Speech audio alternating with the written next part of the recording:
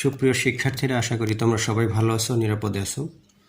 Corona পরিস্থিতির কারণে শ্রেণীকক্ষে পাঠদান বন্ধ থাকায় ব্রাহ্মণবাড়িয়া সরকারি কলেজ কর্তৃক আয়োজিত অনলাইন ভিত্তিক শ্রেণী পাঠদান কার্যক্রমে সমাজবিজ্ঞান বিভাগের পক্ষ থেকে তোমাদের সবাইকে স্বাগত জানাচ্ছি।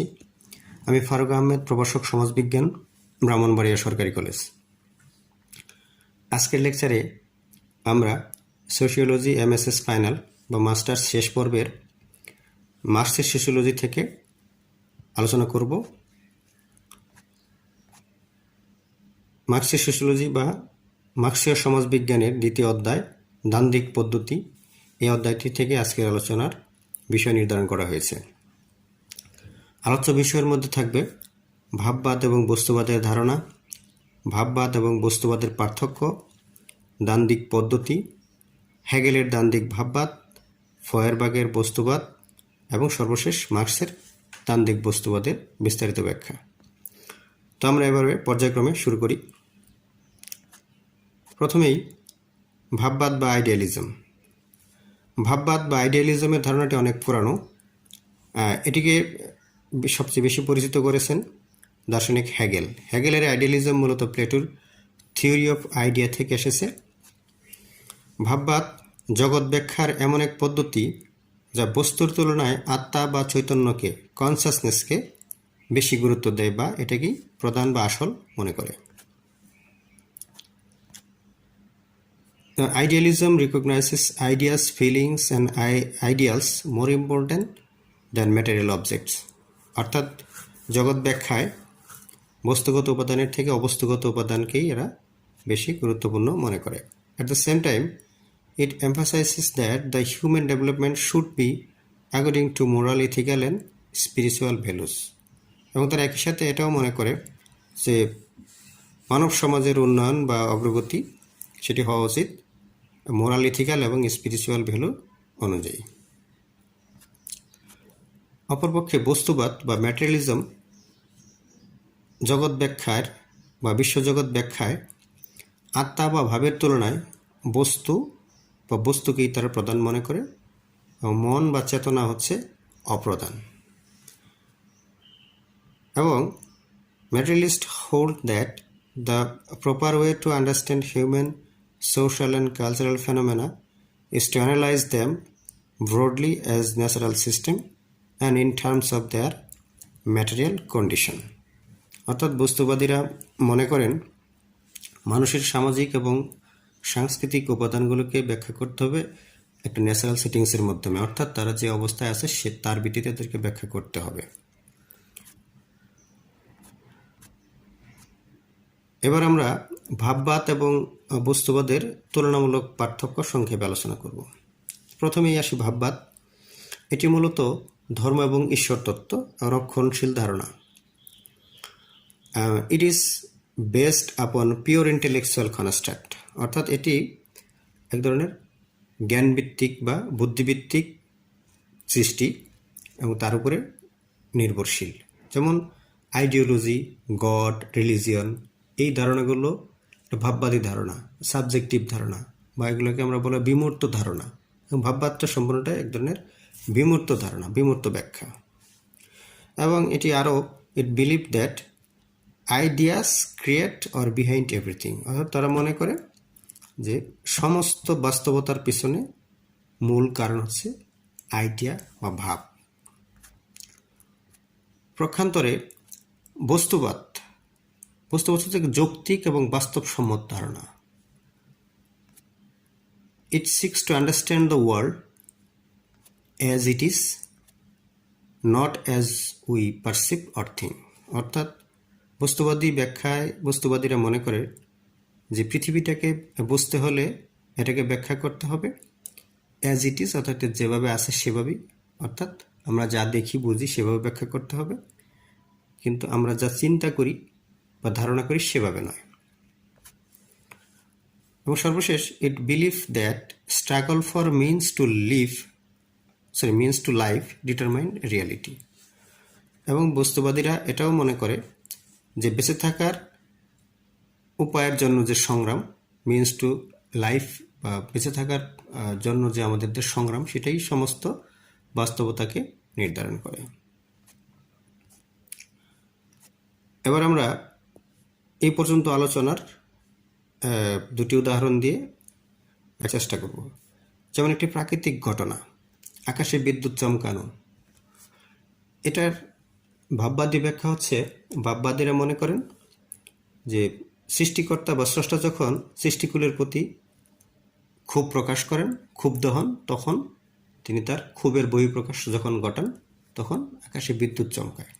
এটি হচ্ছে ভাববাদী ব্যাখ্যা। কিন্তু এর বস্তুবাদী ব্যাখ্যা হচ্ছে না, এখানে নিশ্চয়ই একটা বিজ্ঞান ভিত্তিক বা বৈজ্ঞানিক বস্তুগত ব্যাখ্যা আছে। সেটি হচ্ছে, আমরা সবাই জানি যে আকাশে যখন মেঘে মেঘে ঘর্ষণ সৃষ্টি হয় তখন সেখানে বিদ্যুৎ সৃষ্টি হয়। তো এই হচ্ছে ভাববাদ এবং বস্তুবাদের মধ্যে পার্থক্য। আরেকটি সামাজিক ঘটনার ক্ষেত্রে যদি আমরা বলি, যেমন সমাজে এক শ্রেণীর মানুষ দরিদ্র, আরেক শ্রেণীর মানুষ ধনী, অর্থাৎ ধনী দরিদ্র বা দুইটা শ্রেণী মানুষ।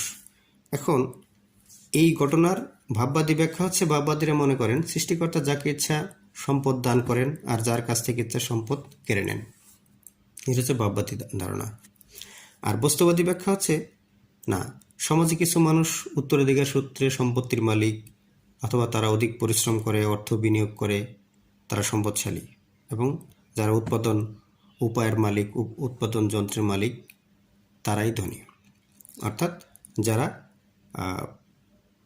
উৎপাদন যন্ত্রের মালিক অথবা যাদের আগে থেকেই তারা উত্তরাধিকার সূত্রে সম্পত্তি প্রাপ্ত, যারা অধিক পরিশ্রম করে, তারাই সম্পদশালী। এখানে স্রষ্টার ইচ্ছা অনিচ্ছা সেটি মুখ্য বিষয় নয়। আর যাদের এই সুযোগ নাই, অর্থাৎ যারা এই উৎপাদন উপায়ের মালিক নয়, যারা পরিশ্রম কম করে এবং উত্তরাধিকার সূত্রেও তারা সম্পত্তির অধিকারী নয়, তারাই মূলত সমাজে শ্রমিক শ্রেণী এবং তারাই দরিদ্র। এটি হচ্ছে ভাববাদী এবং বস্তুবাদী ব্যাখ্যার পার্থক্য। এবার আমরা দেখি দ্বান্দ্বিক পদ্ধতি, ডায়ালেকটিক মেথড। ডায়ালেকটিক অর্থই হচ্ছে পরস্পর দুটি শক্তির, বিরোধী শক্তির মধ্যে সংঘাতজনিত প্রক্রিয়া। অর্থাৎ ডায়ালেকটিক বা দ্বন্দ্ব হতে গেলে অবশ্যই সেখানে দুটি পরস্পর বিরোধী শক্তি থাকতে হবে। এটি হচ্ছে ডায়ালেকটিকের মূল কথা। তাহলে এই ডায়ালেকটিকটা বুঝতে গেলে, অথবা মার্কসের ডায়ালেকটিক ম্যাটেরিয়ালিজম বুঝতে গেলে আমাদেরকে দুটো বিষয় আলোচনা করে আসতে হবে। একটি হচ্ছে হেগেলের দ্বান্দ্বিক ভাববাদ এবং ফয়েরবাখের বস্তুবাদ।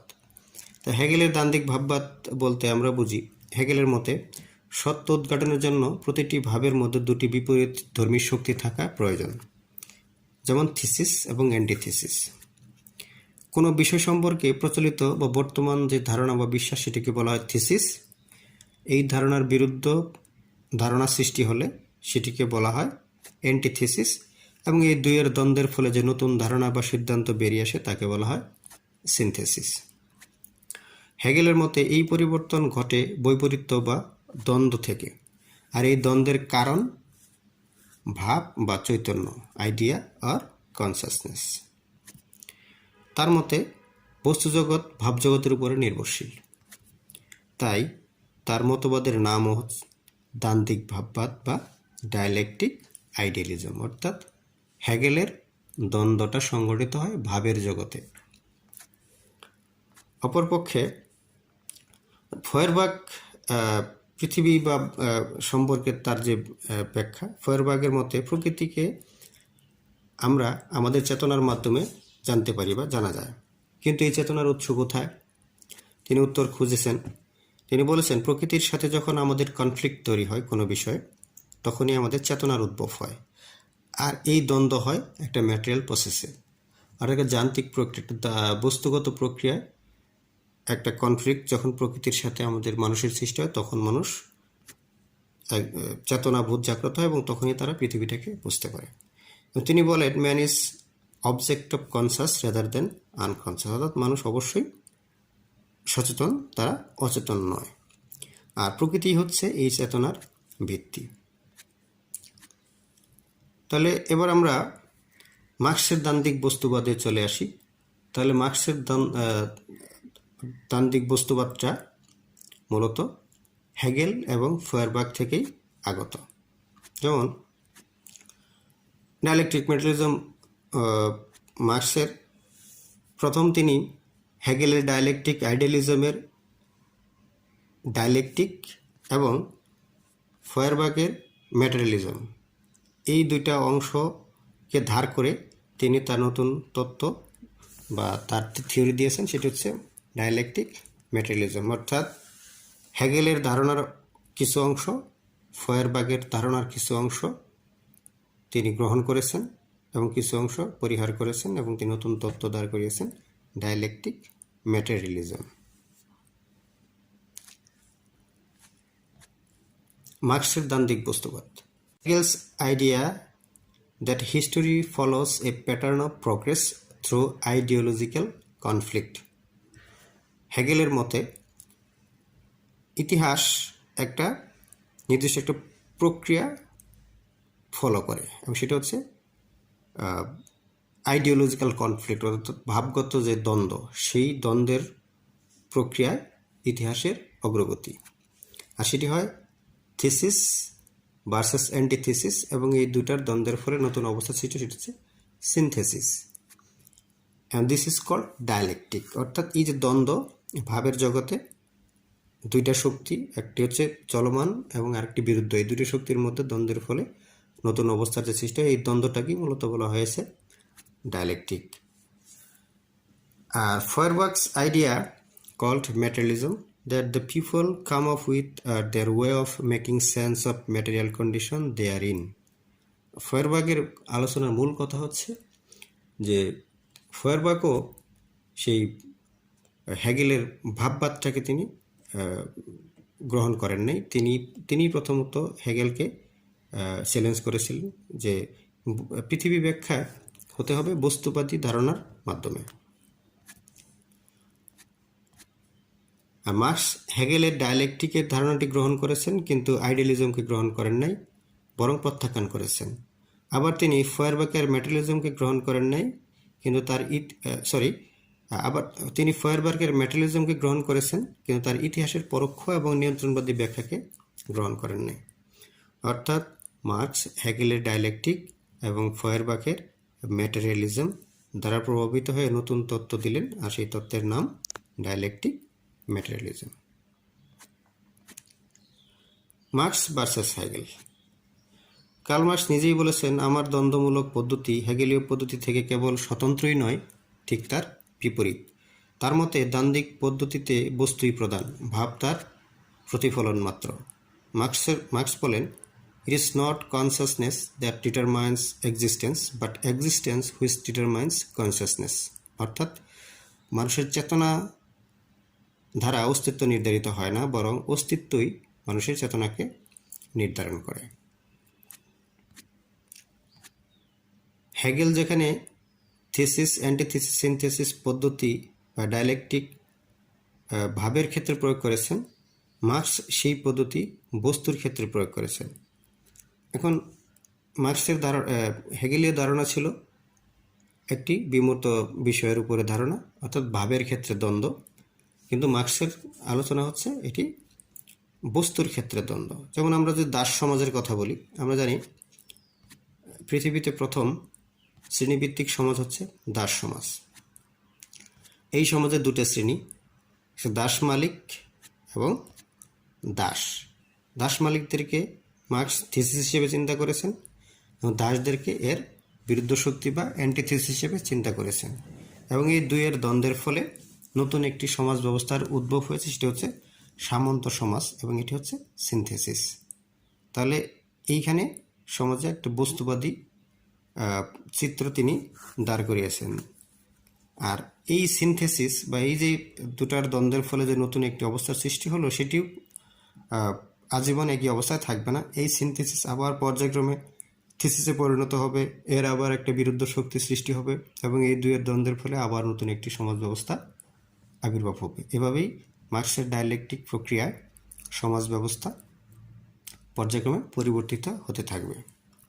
এটা হচ্ছে মূলত মার্ক্সের দ্বন্দ্ব বা ডায়ালেকটিক ম্যাটেরিয়ালিজমের মূল কথা। তো এই ছিল আজকের আলোচনার মূল বিষয়। সবাইকে ধন্যবাদ জানিয়ে লেকচার শেষ করছি। Thank you.